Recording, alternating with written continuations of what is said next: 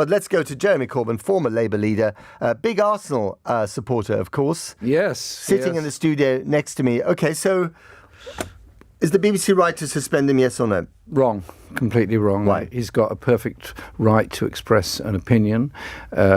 Even within the BBC's own code, they're allowed to express opinions, providing it doesn't, of a partisan nature, providing it doesn't impinge on their area of work. His area of work is sport.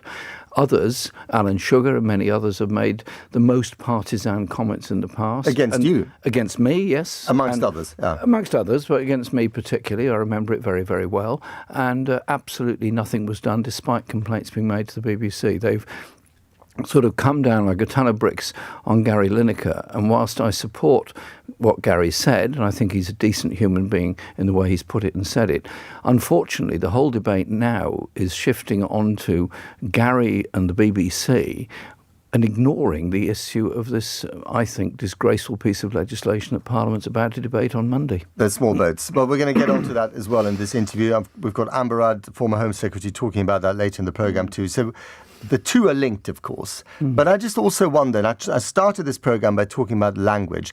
The government, Suella Braverman, the Home Secretary, when she proposed this bill, used, what's the right word? Strong language, abrasive language. Some would call it extreme language.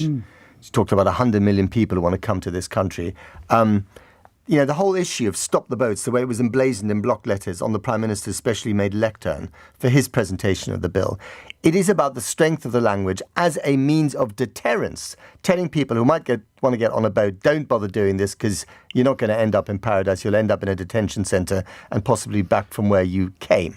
So the strength of the language is part of the issue here, is it not? I went to Calais last month and met people there who've come by truck, walking from Afghanistan, from Iraq, from Syria, from Libya, from Sudan and many other places, totally desperate people. They are not listening to speeches by Suella Braverman or anybody else.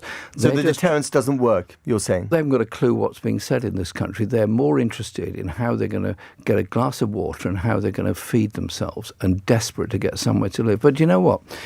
The asylum seekers that do get here and eventually, hopefully, get their papers and so on sorted out, tomorrow they're going to be our doctors, our teachers, our lawyers, our engineers and so on. Why can't we have a sense of humanity towards what are absolutely desperate people? You or I wouldn't get on a leaky dinghy to go across the Serpentine. They are risking everything because they believe that this country will at least treat them fairly and properly.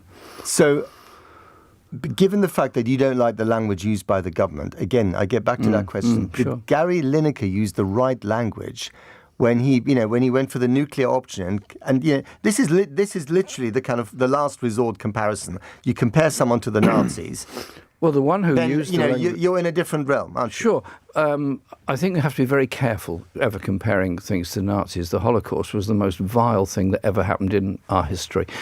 However, I would just draw attention to the fact that it was Joan Salter, who herself is a Holocaust survivor, who drew the parallel of the language being used by the Home Office and the hateful language used by the Nazis during their ascent to power in Germany in the 1920s and 30s. So let me ask you very basically then, so with the language he used in his tweet, are you with Gary Lineker, yes or no? I'm with Gary Lineker, yes. Okay, and how should the BBC handle this?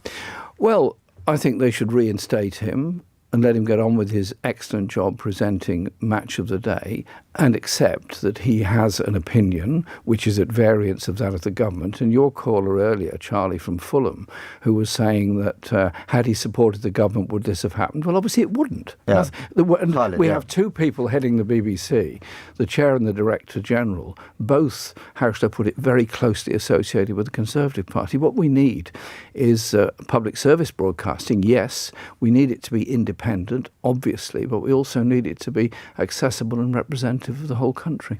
But, when it comes to language and the right use of language, the right use of nuance, I mean, you yourself got into trouble, the Labour Party got into trouble over its alleged anti-Semitism, right? That's also about perceptions. And you're paying the price for that because you're not allowed to run as a Labour MP in the next election. So you know about the use of language. The use of language is very, very important. And did you make a mistake there yourself?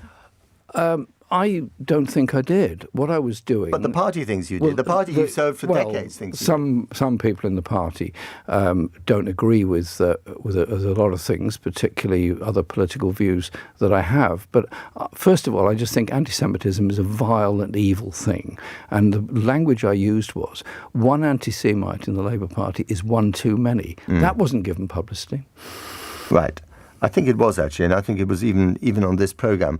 So it has been, the BBC has been accused of buckling to the right-wing press and to this government. Do you think the Labour Party has buckled on issues like immigration, on issues like the strikes? Yes, I do, no? Because I think that the response given by the Labour front bench to Suella Braverman's statement in Parliament earlier this week went on about the process and alleged failures of it and so on. It didn't, in my view, show the empathy that should be shown to desperate people, and also allowed the exaggeration of numbers to go on.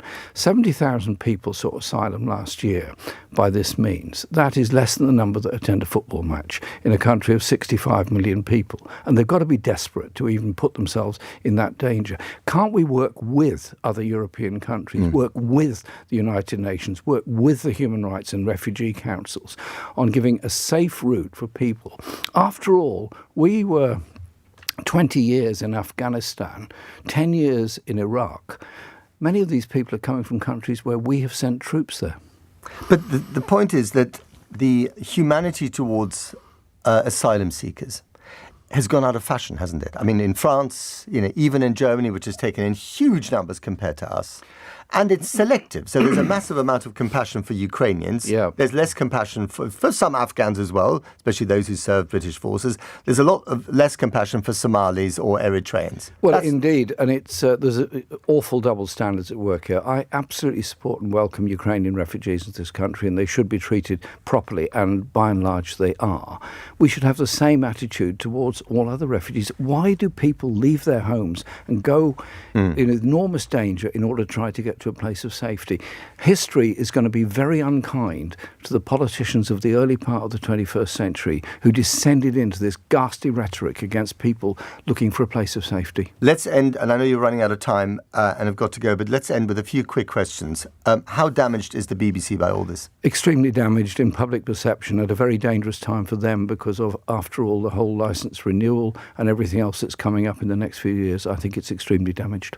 Is there a way back for Gary Lineker? I think Gary Lineker should be reinstated straight away to present Match of the Day. Gary Lineker is a big figure. I'm not saying he's bigger than the BBC, but he is very big, and the BBC ought to realise that. And what about Tim Davie, the Director General of the BBC? I think he should go. I don't think he should ever have been appointed. He's far too partisan. Richard Sharp, the Chairman of the BBC? Likewise. They should all go. Both of those should go, and there should be much more independent, credible figures to head the BBC to show that it really is an independent public service broadcaster. I mean, this is, colleagues of mine, friends of mine who work for the BBC, they feel, very conflicted by all this. Yes. They're in a tricky position. What do you say to, your ordinary BBC foot soldier who's out there, paid by the licence fee, not on a massive salary, trying to do their work? I support them. I have many people in my constituency at work at the BBC. I've got a lot of time for them, but I think the solidarity shown by Ian Wright and others towards Gary Lineker is significant and very important. This is a turning point in the public debate about refugees. Can you win the next election in your constituency, which you've been winning elections in for decades, without being a member of the Labour Party? Listen, I'm not going to answer the question of whether I'm running as on what label, but I'm very confident I could win an election in Islington North, yes.